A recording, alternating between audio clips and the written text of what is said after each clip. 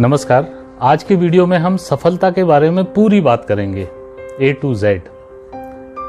तो आइए शुरुआत करते हैं। सबसे पहला प्रश्न ये उठता है कि सफलता प्राप्त करना आसान है कि कठिन। तो इस विषय में मैं आपको ये बता दूं कि सफलता प्राप्त करना ना सिर्फ कठिन है बल्कि बहुत कठिन है। आपने कई किताबें पढ़ी होंगी जिनमें लिखा रहता है जी लोगों से मुस्कुरा के बात करो, आर्ग्यूमेंट में मत फंसो, दृढ़ इच्छा शक्ति रखो, तो इन सब चीज़ों से आप सफल हो जाओगे। यदि सफलता प्राप्त करना इतना ही आसान होता तो आपको हर दूसरा आदमी सफल दिख रहा होता। सफलता प्राप्त करना बहुत कठिन है। तो आज के वीडियो में मैं वो रास्ता बताऊंगा जो श्योर शॉर्ट रास्ता है, जो ना कभी फेल हुआ है ना कभी फेल होगा, 100% सफलता की जिसमें गारंटी है। और ना सिर्फ ये श्योर शॉर्ट रास्ता है, ये ही एकमात्र रास्ता है। इसके अलावा सफल होने का कोई दूसरा रास्ता नहीं है।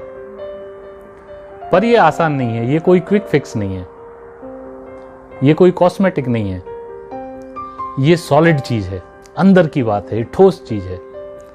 यदि आपने इसको सिर्फ सुन लिया, रास्ते को सिर्फ सुन लिया, तो 50% आपका जीवन बदल जाएगा। और यदि इस रास्ते पर आप 2 कदम भी चल लिए ना, तो आप खुद को पहचान नहीं पाएंगे। तो पहले प्रश्न का उत्तर ये कि सफलता की राह कठिन है। दूसरा प्रश्न कि यदि सफलता की राह इतनी कठिन है तो फिर उसके बारे में सुनने से क्या फायदा। देखिए, जिसको रास्ता पता है उसकी उस रास्ते पर चलने की संभावना बनती है। जिसको रास्ता पता ही नहीं है उसकी तो उस रास्ते पर चलने की कोई संभावना ही नहीं बनती। तो यदि आपको रास्ता पता है तो कभी ना कभी जब आपका कभी मन बनेगा, कभी मूड बनेगा, तो आप शायद उस रास्ते पर चल पाएंगे। अब तीसरा प्रश्न ये आता है कि आखिर सफलता है क्या। तो देखिए, मैं आपको एक एग्जाम्पल से बताने का प्रयास करता हूं कि एक छोटा सा पौधा है आम का। अब उस आम के पौधे के लिए क्या है सफलता। मान लीजिए कि वो एक दशहरी का पौधा है। तो अब वो पौधा जो है वो धीरे धीरे बढ़ेगा, वृक्ष बनेगा। तो यदि वो पौधा एक फल फूलता हुआ बड़ा दशहरी का पेड़ बन जाए, उतनी हाइट अचीव कर ले जितनी एक दशहरी के पेड़ की मैक्सिमम हाइट हो सकती है, उतना फैलाव अचीव कर ले जितना एक दशहरी के पेड़ का मैक्सिमम फैलाव हो सकता है, उतने अच्छे उसमें फल लगें बेस्ट क्वालिटी के जो दशहरी के फल होते हैं, और उतनी लॉन्जिविटी वो रखे, उतनी लॉन्ग लाइफ रखे जितना कि एक दशहरी का पौधा रख सकता है। तो यदि ये सारी चीजें होती हैं तो हम कहेंगे कि जो उसका नेचुरल पोटेंशियल है उसको उसने मैक्सिमम अचीव कर लिया है, और यह उस आम के पौधे की सफलता है। तो इसी प्रकार से इंसान की सफलता क्या है। इंसान की सफलता यह है कि जो आपका मैक्सिमम पोटेंशियल है, नेचुरल पोटेंशियल है, उसको आप फुली अचीव कर पाएं, ये आपकी सक्सेस है। फॉर एग्जाम्पल, यदि आप पढ़ाई करना चाहते हैं, आप स्टूडेंट हैं, तो आपकी सक्सेस ये नहीं है कि आप IIT में सेलेक्ट हो गए या IIT में सेलेक्ट नहीं हुए। आपकी सक्सेस ये है कि जो आपका नेचुरल पोटेंशियल है आप उसको पूरी तरह से अचीव कर पाए। यदि कोई क्रिकेटर बनना चाहता है तो उसकी सक्सेस ये नहीं कि वो सचिन तेंदुलकर का रिकॉर्ड तोड़ दे। उसकी सक्सेस ये है कि जो उसका नेचुरल पोटेंशियल है क्रिकेट में, वो उसको 100% उसको मैक्सिमम अचीव कर पाए। और एक बात ये बता दूं कि आपका नेचुरल पोटेंशियल कितना ज्यादा है इसकी आप कल्पना भी नहीं कर सकते, कल्पना भी नहीं कर सकते। जो सक्सेसफुल नाम आज आप गिन रहे हो ना, ये तो कहीं नहीं लाइन में लगेंगे आपके, इतना नेचुरल पोटेंशियल है आप में। तो ये जो मैं आपको रास्ता बता रहा हूं, ये आपके उस नेचुरल पोटेंशियल को 100% अनलॉक करने का रास्ता है। तो अब अगला प्रश्न ये उठता है कि वो रास्ता है क्या, सफलता कैसे अचीव होगी। देखिए, जैसे आम का एक पौधा है, उसी एग्जाम्पल को हम आगे बढ़ाते हैं, तो उस आम के पौधे का ग्रो होना उसका एक नेचुरल गुण है। जब तक कोई उसको रोके ना, कोई उसमें अड़ंगा ना डाले, कोई उसमें व्याधि ना डाले, वो पौधा अपने आप ग्रो होगा। प्रकृति चाहती है कि वो ग्रो हो, नेचर चाहता है कि वो ग्रो हो, नेचर चाहता है कि वो पौधा उसके फुल पोटेंशियल को अचीव करे। ऐसे ही हमारा जीवन है। ये जो सारी प्रकृति है ना, ये हमें इतनी शुद्ध हवा पानी हमारे उपयुक्त क्यों दे रही है? ये सारा कुछ हमारे लिए इतना वेल अलाइंड क्यों है? ये वेल अलाइंड इसलिए है because the whole nature wants you to grow, the whole nature wants you to achieve your maximum potential. So what I mean to say is that success is a natural outcome. Success होना आपका प्राकृतिक गुण है, पर आप सफल इसलिए नहीं हो पाते हैं कि बीच में कुछ बाधाएं आ जाती हैं। तो सफल होने का तरीका क्या है कि जो बाधाएं हैं उनको हमें पहचानना है और उन बाधाओं को रास्ते से हटाते जाना है। बस सफलता अपने आप आपके कदम चूमेगी। तो उन बाधाओं को पहचानना और उन बाधाओं को रास्ते से हटाना, ये ही सफलता का एकमात्र रास्ता है। तो आइए अब हम पहचानते हैं कि वो बाधाएं क्या हैं और उनको कैसे हम हटा सकते हैं। ये बाधाएं 9 हैं।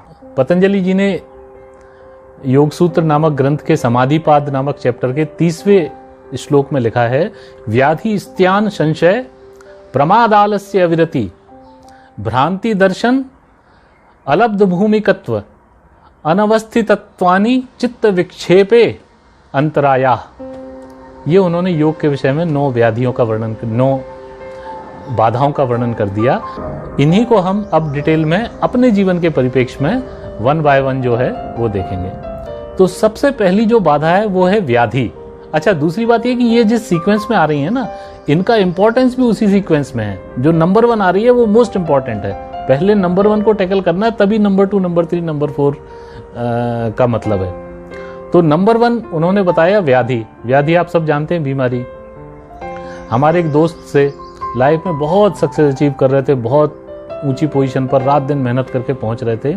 अचानक उनकी पीठ में दर्द हुआ। पीठ में दर्द हुआ, स्कैन कराया, पता चला अंदर एक ट्यूमर है। ट्यूमर का फर्दर चेकअप कराया तो अनफॉर्चुनेटली वो मैलिग्नेंट निकला और सारी जो सक्सेस स्टोरी थी लाइफ की वो चेंज हो गई।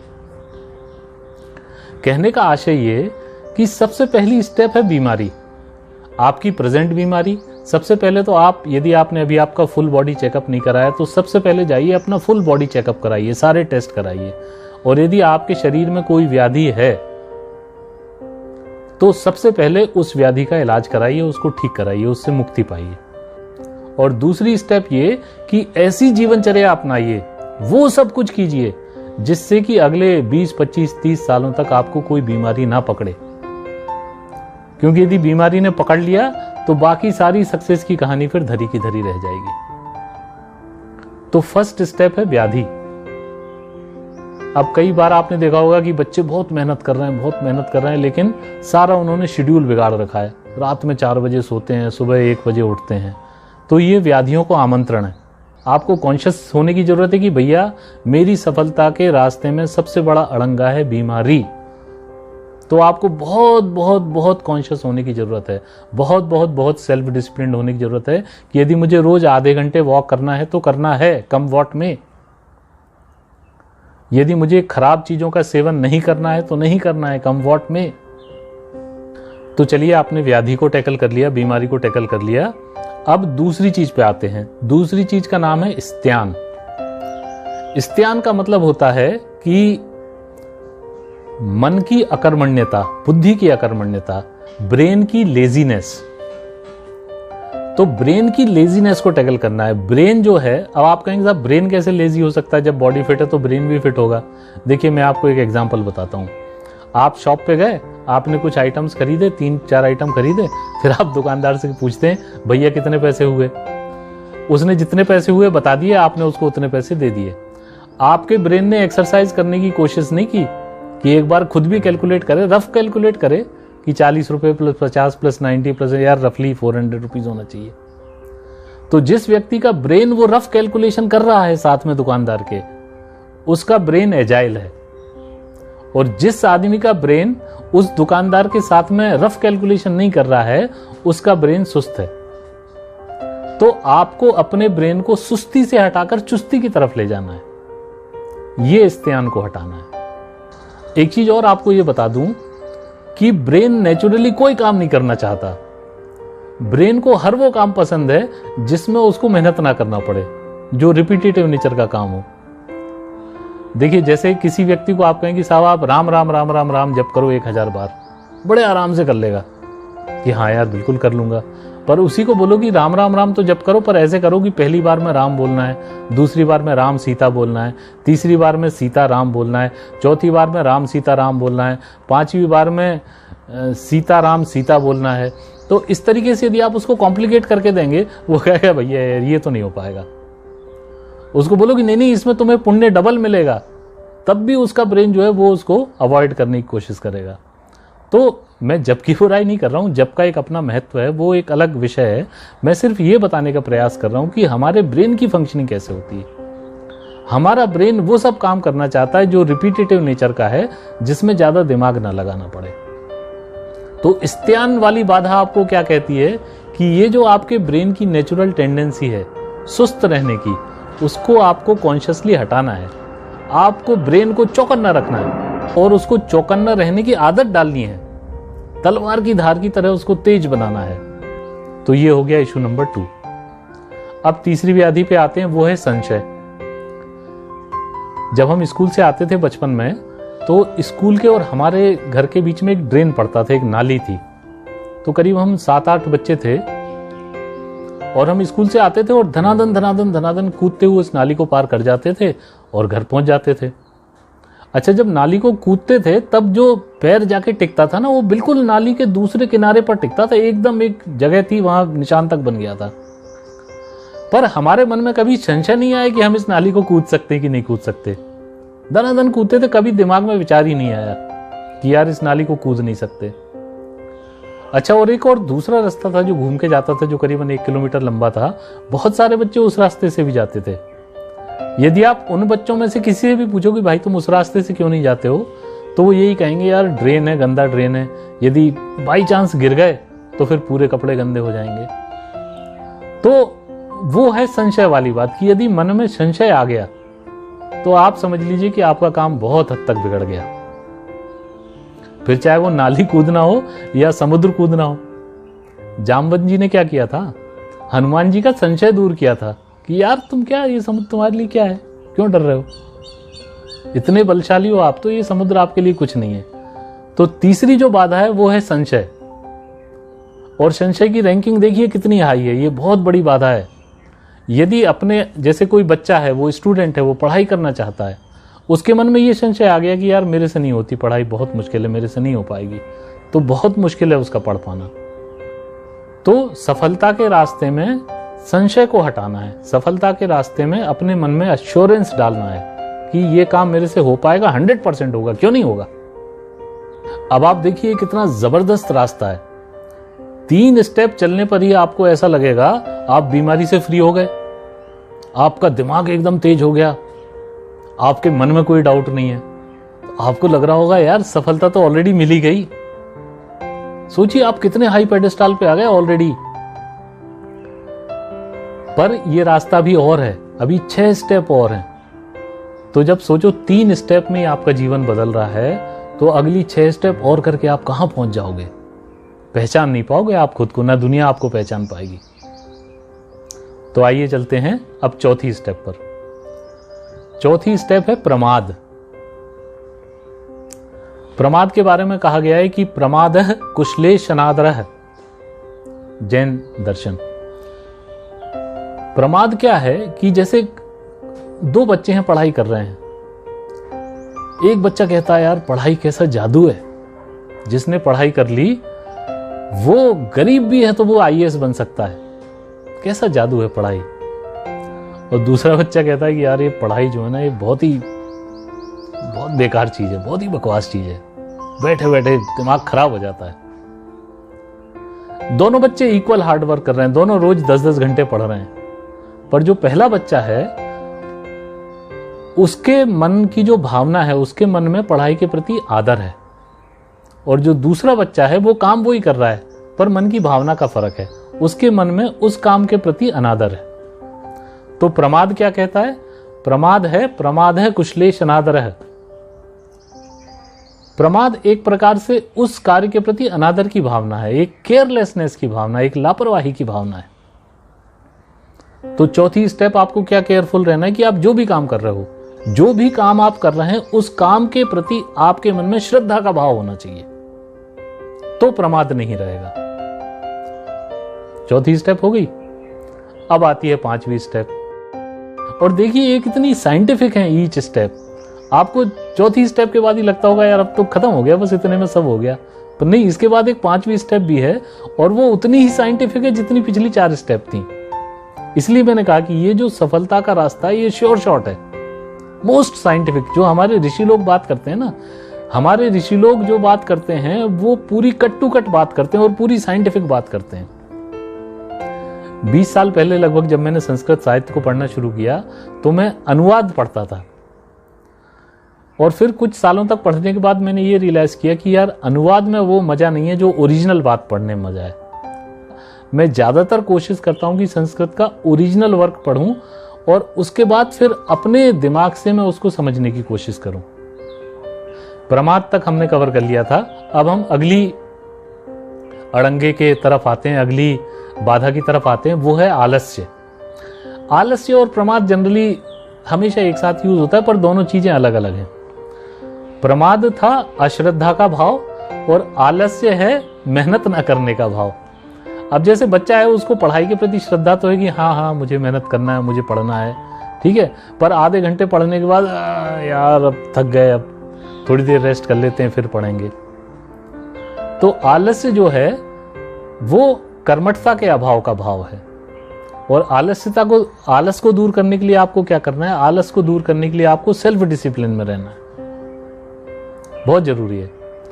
जैसे मैंने पिछले साल जब क्वार्टर मैराथन दौड़ना शुरू किया तो सुबह उठने में बड़ी तकलीफ होती थी, आलस आ जाती थी यार कौन उठे। तो फिर मैंने अलार्म ऐसी जगह लगाया कि जिसको बंद करने के लिए उठना ही पड़ेगा,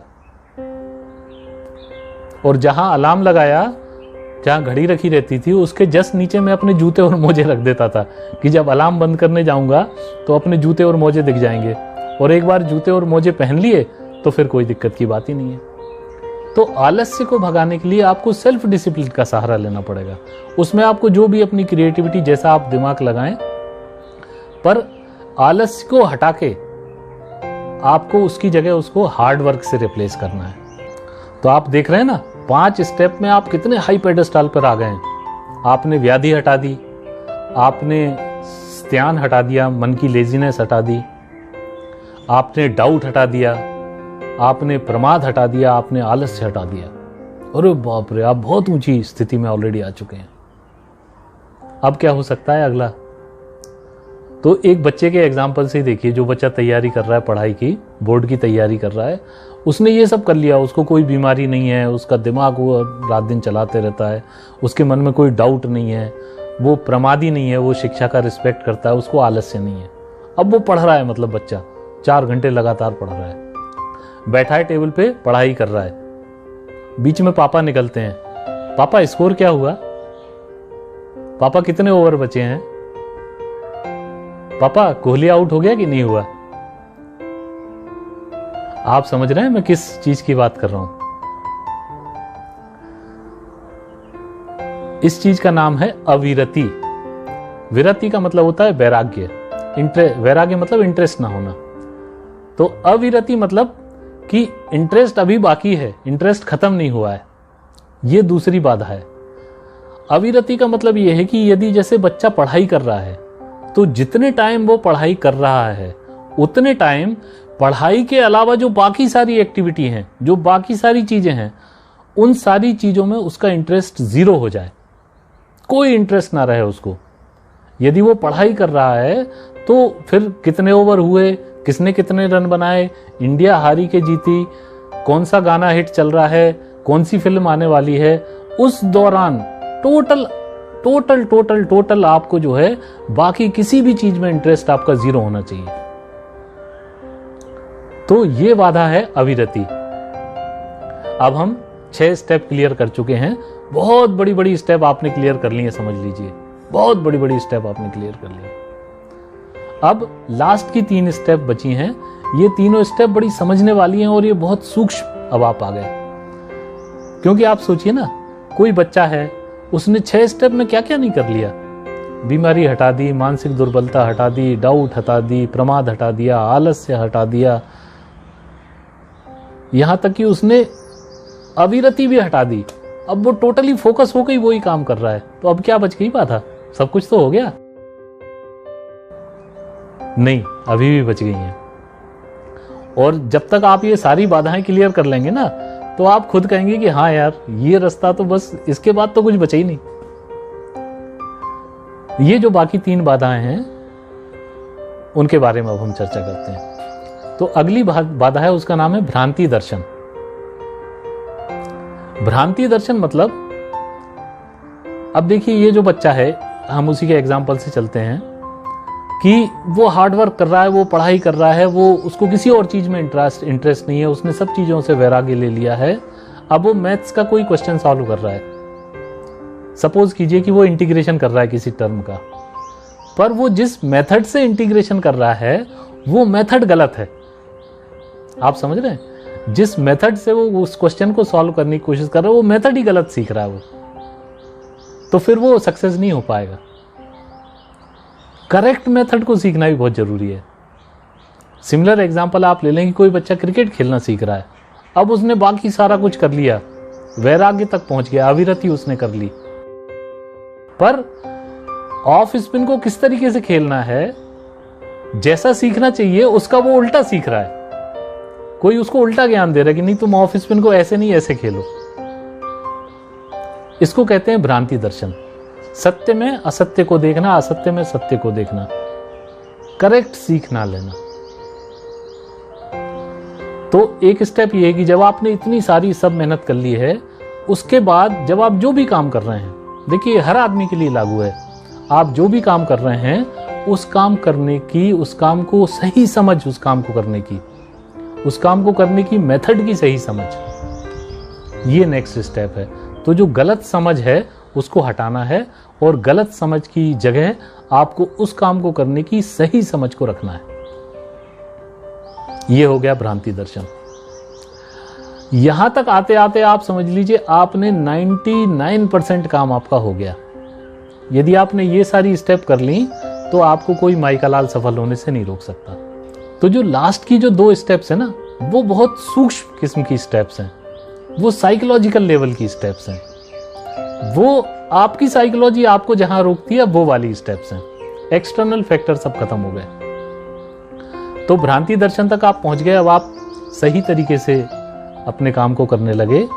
अगली स्टेप आती है अलब्ध भूमिकत्व।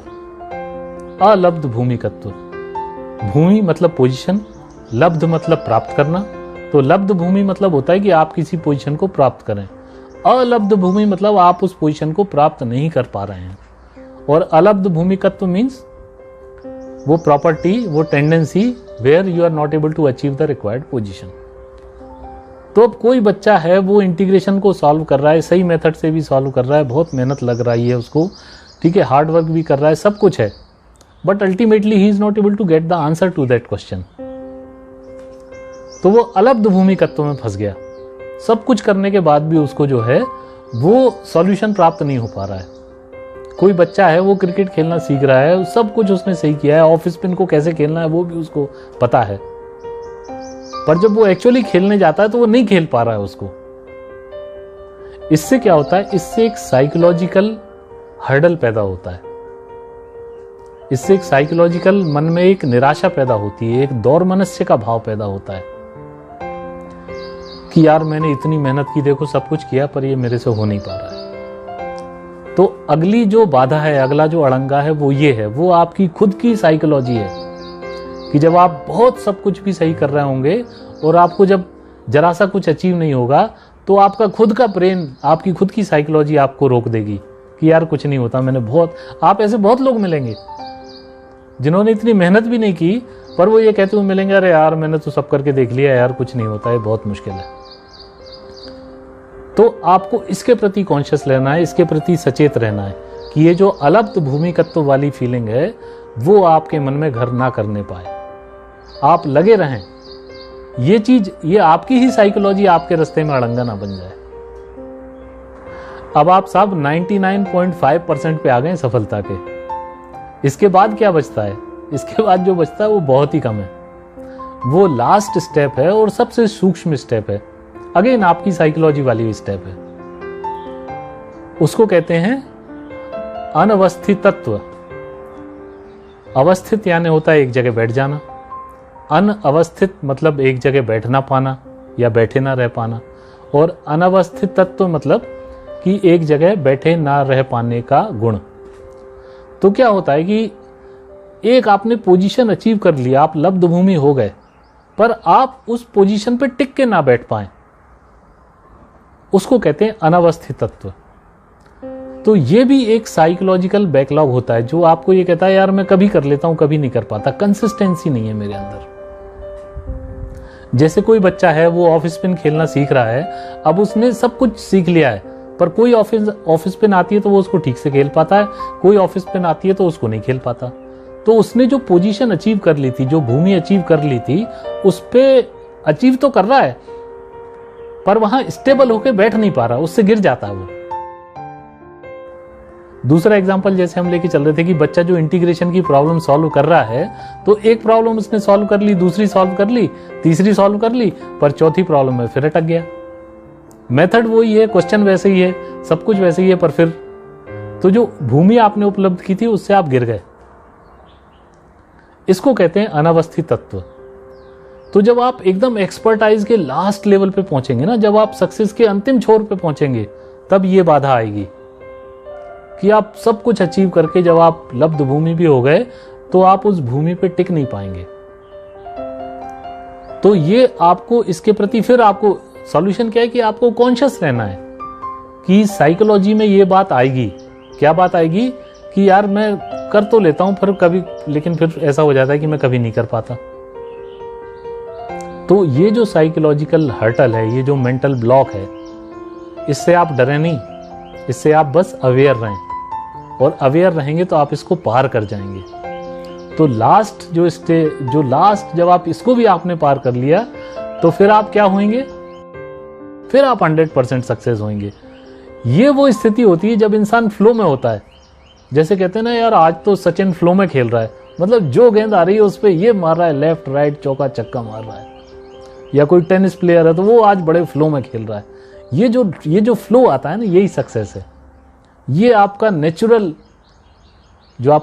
पोटेंशियल है, उसका 100% अचीवमेंट है कि आप जो भी काम कर रहे हो वो काम आप फ्लो में कर रहे हो, दनादन किए जा रहे हो आप। ये अल्टीमेट सक्सेस है। तो आशा है इस लेक्चर से आपको वो सारी चीजें पता लग गई होंगी जो सक्सेस पाने के लिए जरूरी हैं। पर जैसा कि मैंने आपसे पहले ही बताया कि रास्ते पे चलना आसान नहीं है, इस रास्ते पे चलना बहुत कठिन।